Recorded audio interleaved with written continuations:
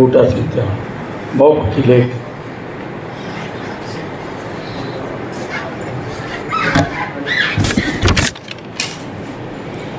खातरयोग लेख ਅਤੇ ਵੱਡੀ ਗਿਣਤੀ ਵਿੱਚ आई हुई प्रेस ਅਤੇ ਅੰਕੀ ਸਾਹਿਬ ਨੂੰ ਪੜ੍ਹਨ ਵਾਲੇ ਜਿੰਨੇ ਮੁਤਸੱਦਿਰ ਇੱਥੇ ਆਏ ਨੇ ਉਹਨਾਂ ਦਾ ਮੈਂ ਧੰਨਵਾਦ ਕਰਦਾ।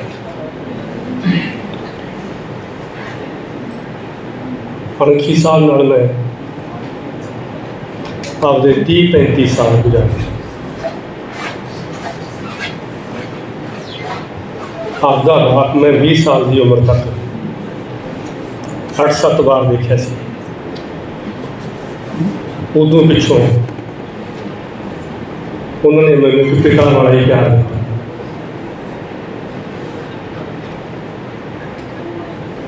एक बार मेरी जी पहली किताब छपी सिरजोगी शाम, उदा उन्होंने हैडनी ये रखा सी मेरा तीजा पुत्र बूटा सिंह चौहान। उन्होंने बारे बहुत सारिया गल्लां कीतियां जा सकदियां।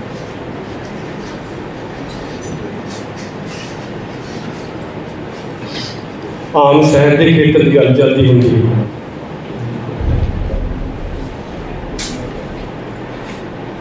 वो कई जिहड़े लेख के गुण होंगे ने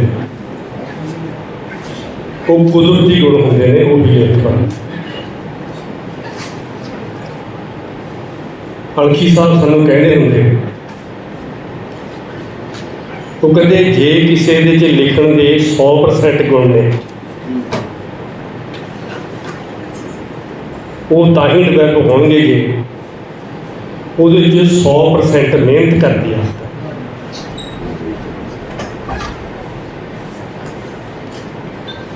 उन्होंने आप जिंदगी की बहुत मेहनत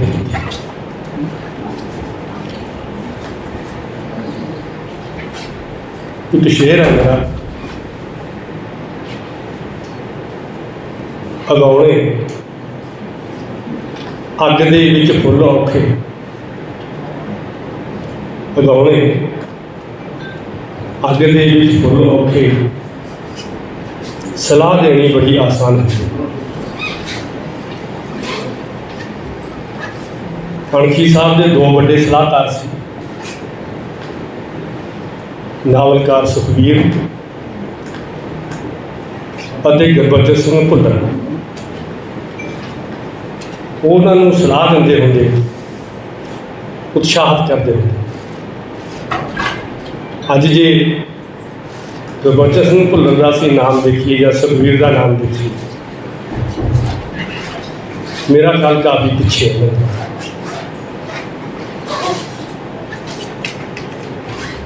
हेठले पद्धर तो लेख हो गया, ਉਹਦਾ नाम तो जो किताबां हेठले लैवल पर आ जाए उदों लेख मिलना। हेठले पद्धर तो उठना, उहदियां किताबां ते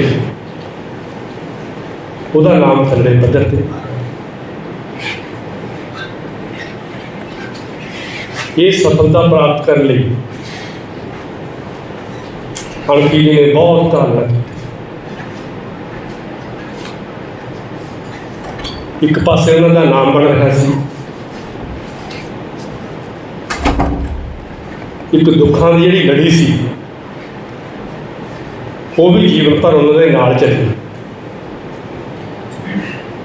अपने 35 साल जोड़े मैं उन्होंने गुजारे, उन्होंने मैं सुखी नहीं दी। वो जो प्रसंग छेड़ा तो काफ़ी होता है। अक्सर साढ़े लेख बहाना करते जो मेरा मुंडा मर गया सी, इस करके मैं थोड़ी कहनी कि मेरी पक्का नहीं करती। उन्होंने इन्नियां गल्लां वापरियां कि उन्होंने दुख च भी लिखा तो सुख च भी लिखा जिन्होंने जीवन च। इसका कारण मैं ये समझना कि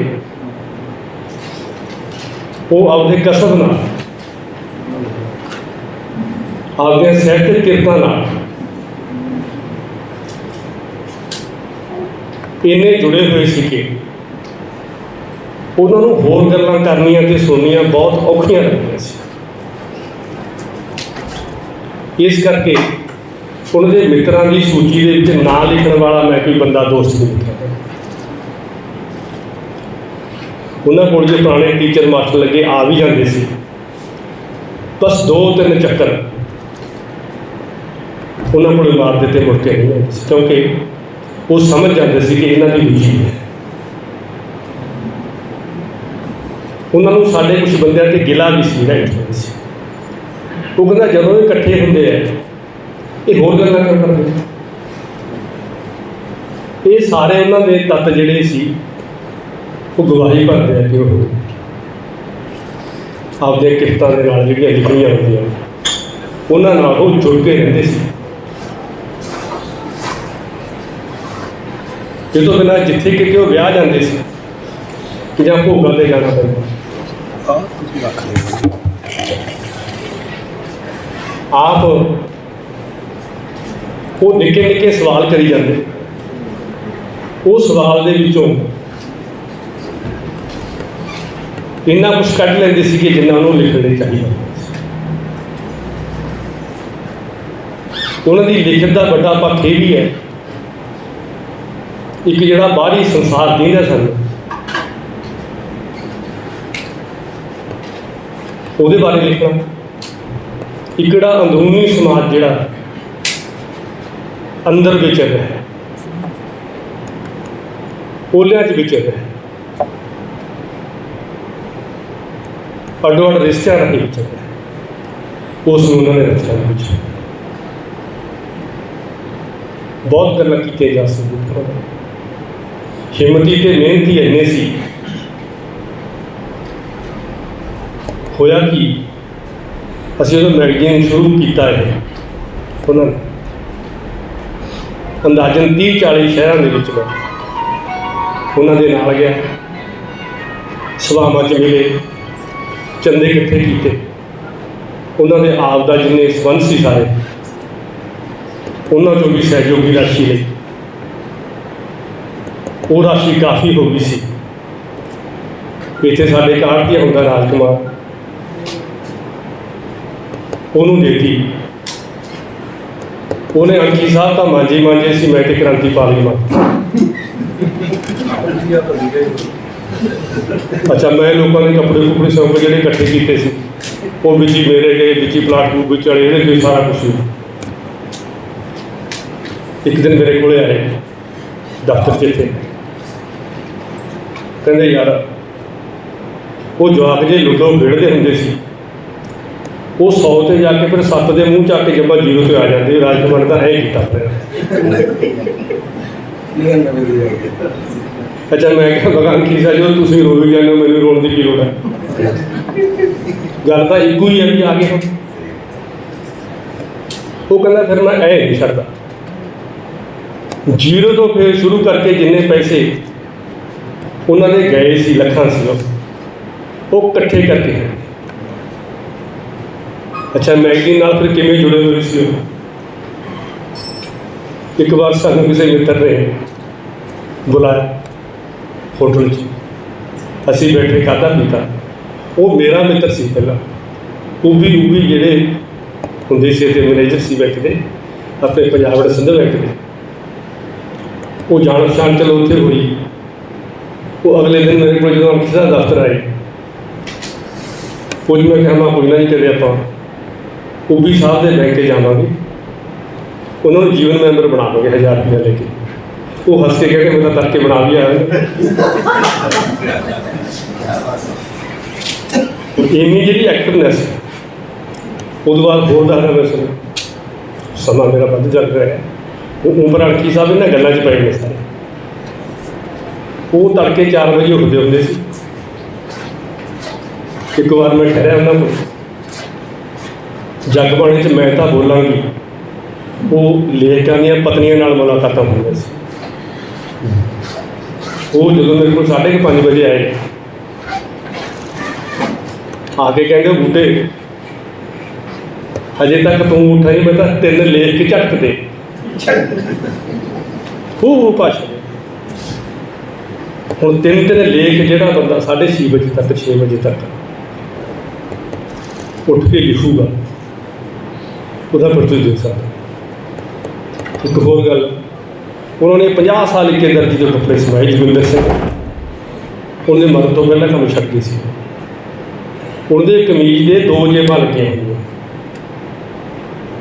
ਉਹਦੇ ਲਵਾਉਣ ਦਾ ਇੱਕੋ ਹੀ ਕਾਰਨ ਸੀ, ਇੱਕ 'ਚ ਕਾਰਡ ਪਾਏ ਹੁੰਦੇ, ਇੱਕ 'ਚ ਲਿਫਾਫੇ ਪਾਏ। ਉਹ ਕੋਈ ਸਮਾਂ ਕੱਢ ਕੇ ਸਕੂਲ ਦੇ ਵਿੱਚੋਂ, ਗੌਰਮੈਂਟ ਸਕੂਲ 'ਚੋਂ ਆਪ ਡਾਕਖਾਨੇ ਜਾਂਦੇ। ਉਹ ਡਾਕੀਏ ਦੀ ਉਹਨੇ ਡਾਕ ਅੱਡ ਕੱਢੀ ਪਈ, ਉਹਨੂੰ ਡਾਕ ਨੂੰ ਸਾਰੀ ਖੋਲ੍ਹਣੀ, ਉਹਨਾਂ ਦੇ ਉੱਥੇ ਹੀ ਜਵਾਬ ਦੇ ਕੇ ਉੱਥੇ ਹੀ ਕੰਮ ਕਰਨਾ। ਉਹਨਾਂ ਚਿੱਠੀਆਂ ਦੀ ਗਿਣਤੀ 20 ਹੋਣੀ ਜਾਂ 30 ਹੋਣੀ, 40 ਚਿੱਠੀਆਂ ਤੱਕ ਵੀ ਮੈਨੂੰ ਦੱਸਿਆ ਵੀ 40 ਚਿੱਠੀਆਂ ਹੋਈਆਂ ਸੀ। ਹੁਣ ਸਾਡਾ ਲੇਖ ਤਾਂ ਇੰਨਾ ਕੰਮ ਹੀ ਨਹੀਂ ਕਰਦਾ। ਅੱਛਾ, ਫਿਰ ਬੜੀ ਡੂੰਘੀ ਗੱਲ ਤੱਕ ਜਾਂਦੇ ਸੀ। ਅਸੀਂ ਬਠਿੰਡੇ ਗਏ ਇੱਕ ਵਾਰੀ, ਬੱਸ ਵੱਲ ਜਾ ਰਹੇ ਸੀ ਅਤੇ ਕਾਊਂਟਰ ਦੋਹਰਾ ਸੀ। ਉਹ ਇੱਕ ਲੜਕੀ ਲੰਘੀ, ਸਾਡੇ ਤਵਾ ਮੰਡੀ ਦੀ ਹੋਈ ਸੀ। ਉਹਦੇ ਭੂਰੇ ਵਾਲ ਸੀ ਅਤੇ ਭੂਰਾ ਜਿਹਾ ਰੰਗ ਸੀ। ਅਚਾਨਕ ਮੈਂ ਕਿਹਾ, ਦੇਖੋ ਕਿ ਸਾਹਿਬ, ਆਹ ਕੁੜੀ ਦੇ ਵਾਲ ਕਿੰਨੇ ਲੰਬੇ। ਮੈਨੂੰ ਹੱਸ ਕੇ ਕਹਿੰਦੇ ਵਾਲ ਨਹੀਂ ਲੰਬੇ, ਉਹ ਵਾਲਾਂ ਦਾ ਥੱਲੜਾ ਰੰਗ ਅੱਡ ਹੈ, ਜੜ੍ਹਾਂ ਹੋਰ ਨੇ, ਇਹ ਗੁੱਤ ਪਾਈ ਹੋਈ ਹੈ ਵਿੱਚ। ਇਸ ਕਰਕੇ ਜਿਹੜੇ ਸਾਡੇ ਲੇਖ ਇਕੱਲੇ ਵਾਲਾਂ ਦੀਆਂ ਗੱਲਾਂ ਕਰਦੇ ਆ ਨਾ, ਉਹ ਵਾਲਾਂ ਦੀਆਂ ਜੜ੍ਹਾਂ ਤੱਕ ਵੀ ਜਾਂਦੇ ਸੀ, ਬੜੀ ਦੂਰੋਂ। ਇੱਕ ਦ੍ਰਿਸ਼ਟੀ ਸੀ ਦੂਰੋਂ ਅਸਲ ਦੇਖਣ, ਨਕਲ ਨੂੰ ਪਾਸੇ ਕਰਨੀ। ਬੜੀਆਂ ਗੱਲਾਂ ਕੀਤੀਆਂ ਜਾ ਸਕਦੀਆਂ ਉਹਨਾਂ ਬਾਰੇ, ਭਾਵੇਂ 2 ਘੰਟੇ ਬੋਲੀ ਜਾਈ। ਅਸਲ 'ਚ ਕੀ ਸੀ? ਅਣਖੀ ਸਾਹਿਬ ਜਿਹੜੇ ਮੌਤ ਨੂੰ ਬੁਰੀ ਗਿਣਦੇ ਆ ਸੀ, ਇਹ ਸਾਡਾ ਸੱਜਣ ਮਿੱਤਰ, ਸਾਡਾ ਪਿਤਾ, ਇਹ ਧਰਤੀ ਤੋਂ ਮੌਤ ਨੂੰ ਹਰਾ ਕੇ ਗਿਆ। ਇਹ ਜਣੇ ਖਣੇ ਦੇ ਹੱਥ ਮੌਕੇ ਲੱਗਦਾ ਕਿ ਆਪਣੀ ਮੌਤ ਨੂੰ ਹਰਾ। ਉਹਦੀ ਕਿਤਾਬ ਸ਼ੁਰੂ ਕਰੋ, ਅੱਖਾਂ ਸਾਹਮਣੇ ਸੁਣੀ ਆਖਦੇ ਇੱਕੋ ਗੱਲ ਆਪਣੀ ਰਾਤ ਸ਼ੁਰੂ ਕਰੇ।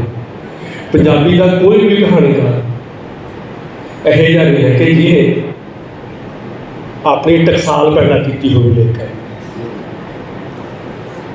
ਕਿਸੇ ਦੀ 2 ਗਿਣਤੀ 103 ਗਿਣਤੀ ਹੈ। ਐਸੇ ਮੈਂ ਕਹਿੰਦਾ ਪੰਜਾਬੀ ਕਹਾਣੀ 'ਚ 25 ਕਹਾਣੀਕਾਰ ਜਿਹੜੇ ਚੰਗੇ ਲਿਖਦੇ ਆ, ਉਹ ਉਹਨਾਂ ਦੀ ਟਕਸਾਲ ਦੇ। ਜਿਨ੍ਹਾਂ 'ਚੋਂ ਮੈਂ ਵੀ ਹਾਂ, ਕੜਿਆਲੇ ਵੀ ਹੈ, ਰਾਣਾ ਵੀ ਹੈ, ਹਾਂਸ ਵੀ ਹੈ। ਅੱਜ ਚੰਗੀ ਉਹਨਾਂ ਦਾ ਨਾਮ ਹੈ। ਉਹ ਇਸ ਕਰਕੇ ਬਣਿਆ ਕਿ ਉਹਨਾਂ ਦੀ ਸਹਿਯੋਗੀ ਨੀਤੀ ਸੀ। ਉਹਨਾਂ ਨੇ ਜਿਹੜੇ ਬੰਦੇ ਦਾ ਹੱਥ ਫੜ ਲਿਆ, ਅਗਲਾ ਛੁਡਾ ਕੇ ਭੱਜ ਗਿਆ, ਪਰ ਉਹਨਾਂ ਨੇ ਆਪ ਦੇ ਵੱਲੋਂ ਹੱਥ ਨਹੀਂ ਛੱਡਿਆ। ਮਿੱਤਰਤਾ ਬਹੁਤ ਪਾਲਦੇ ਸੀ, ਸੁਝਾਅ ਦੇ ਕੇ ਬੰਦੇ ਨੂੰ ਮਤਲਬ ਉਹ ਕਰਦੇ ਸੀ। ਉਹਨਾਂ ਨੇ ਮੈਨੂੰ ਉਤਸ਼ਾਹਿਤ ਕਰਨਾ, ਬੂਟਾ ਸਿੰਘ ਆ ਵੀ ਕਰੀ ਚੱਲੀ, ਕੋਈ ਪੱਤਰਕਾਰੀ ਵੀ ਕਰਦਾ ਯੋਗ ਹੈ ਹੁਣੇ। ਉਹ ਆਉਣ ਵਾਲੇ ਸਮੇਂ ਨੂੰ ਦੇਖਦੇ ਸੀ। ਇੱਕ ਨਿੱਕੀ ਸੂਚਨਾ ਹੈ, ਇਹ ਅੱਜ ਦਾ ਮਤਲਬ 1 ਦਿਨ ਦਾ ਪ੍ਰੋਗਰਾਮ ਨਹੀਂ ਹੈ ਇਹਨਾਂ ਦਾ, 2 ਰੋਜ਼ਾ ਪ੍ਰੋਗਰਾਮ ਉਹਨਾਂ ਦਾ ਹੈ। ਗਜ਼ਲ ਮੰਚ ਬਰਨਾਲਾ ਵੱਲੋਂ ਉਹਨਾਂ ਦੀ ਯਾਦ ਦੇ ਵਿੱਚ ਗਜ਼ਲ ਦਰਬਾਰ ਕੱਲ੍ਹ ਨੂੰ ਹੋ ਰਿਹਾ ਹੈ ਅਤੇ ਅੱਡੇ ਕੋਲੇ PTU ਸੈਂਟਰ ਹੈ ਜਿਹੜਾ, ਉਹਦੇ ਸਾਹਮਣੇ ਰੱਖਿਆ ਐਕਸਪਲੋਰ ਆਈਲੈਂਡਸ। ਹਾਂਜੀ, ਉਹਦੇ ਵਿੱਚ ਚੰਗੇ ਗਜ਼ਲਕਾਰ ਜਿਹੜੇ ਸਾਡੇ ਬਾਰੇ ਹੁੰਦੇ ਆ, ਉਹ ਆਉਣਗੇ। ਜਿਹੜੇ ਮਿੱਤਰਾਂ ਕੋਲ ਸਮਾਂ ਹੋਵੇ ਉਹ ਜ਼ਰੂਰ ਆਉਣ। ਅਣਖੀ ਸਾਹਿਬ ਦੇ ਨਾਮ 'ਤੇ ਬੜੀ ਸਹਿ ਸਬਦ ਜਿੰਨੇ ਉਹਦੇ ਨਾਲ ਮੈਂ ਉਹਦਾ ਧੰਨਵਾਦ ਕਰਦਾ।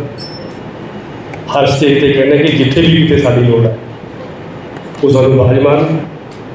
ਉਹ ਲੋੜ ਆਰਥਿਕ ਹੋਵੇ, ਸਾਡੀ ਹਾਜ਼ਰੀ ਦੀ ਹੋਵੇ, ਅਸੀਂ ਨਾ ਕਦੇ ਭੱਜਿਆ ਨਾ ਭੱਜਣਾ। ਅਗਲੀ ਗੱਲ, ਕ੍ਰਾਂਤੀਪਾਲ ਜਿਹੜੇ ਆਪਦੇ ਪਿਤਾ ਦੀ ਯਾਦ ਨੂੰ ਉਸਾਰੂ ਰੂਪ ਵਿੱਚ ਸੰਭਾਲ ਰਹੇ ਨੇ, ਉਹਨਾਂ ਤੋਂ ਜਿਹੜੀਆਂ ਆਪਦੀ ਦੇਖ ਪ੍ਰਤੀ ਕਮੀ ਰਹਿ ਗਈ, ਉਹ ਕਮੀ ਨੂੰ ਕੱਢ ਰਹੇ।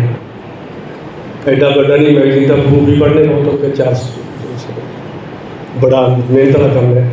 ਉਹਦੀ ਪਤਨੀ ਵੀ ਨੂੰ ਬੇਟੀ ਉਹਨਾਂ ਦਾ ਸਾਥ ਦਿੰਦੇ। ਅੱਜ ਜਿਹੜੇ ਲੇਖ ਹੈ ਉਹਨਾਂ ਦਾ ਧੰਨਵਾਦ ਕਰਦਾ ਤੇ ਰਾਣਾ ਜੀ ਨੂੰ ਅੱਜ ਅਵਾਰਡ ਮਿਲ ਕੇ ਵਧਾਈ ਦਿੰਦਾ।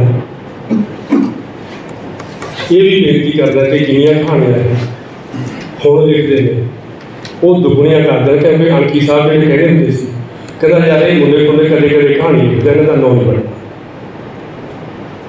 ਉਹ ਕੰਮ ਕਰਕੇ ਸੀ, ਉਹਨਾਂ ਨੂੰ ਹਮੇਸ਼ਾ ਬਗਾਲੀਆਂ ਲੇਖ ਦੀ ਗੱਲ ਕਰਦੇ ਹੁੰਦੇ। ਉਹ ਕਹਿੰਦਾ ਉਹਨਾਂ ਦੇ 50 ਦੇ ਨਾਵਲ ਹੈ, ਕਹਿੰਦਾ ਮੇਰੇ 15 ਨਾਵਲਾਂ ਦੇ ਵਿੱਚ ਜਾਂਦੇ 20 ਦਿਨ। ਉਹਨਾਂ ਨੇ ਵੱਡੇ ਮੁਕਾਬਲੇ ਲਈ ਆਪਦੇ ਆਪ ਨੂੰ ਤਿਆਰ ਕੀਤਾ। ਅਸੀਂ ਜੇ ਉਹਨਾਂ ਦੇ ਅਨੁਯਾਈ ਤਾਂ ਆਓ ਰਲ ਕੇ ਆਪਦੇ ਆਪ ਨੂੰ ਪੰਜਾਬ ਪੱਧਰੇ ਮੁਕਾਬਲੇ ਵਾਸਤੇ ਜਿਹੜਾ ਵੀ ਹਮ ਤਿਆਰ ਕਰੀਏ ਆਪਦੇ ਆਪ ਨੂੰ। ਇਹੀ ਸੱਚੀ ਸਲਾਹ ਦਿੱਤੀ ਉਹਨੇ। ਬਹੁਤ ਬਹੁਤ ਸ਼ੁਕਰੀਆ। ਧੰਨਵਾਦ ਚੌਹਾਨ ਸਾਹਿਬ, ਬਹੁਤ ਕੰਮ ਦੀਆਂ ਗੱਲਾਂ ਤੁਸੀਂ ਕੀਤੀਆਂ। ਜਿੰਨੇ ਲੇਖ ਆਏ ਨੇ ਉਹਨਾਂ ਨੂੰ ਇਹ ਬਹੁਤ ਵਧੀਆ ਇੱਕ ਮੈਸੇਜ ਵੀ ਹੈ, ਸੁਨੇਹਾ ਉਹਨਾਂ ਦਾ।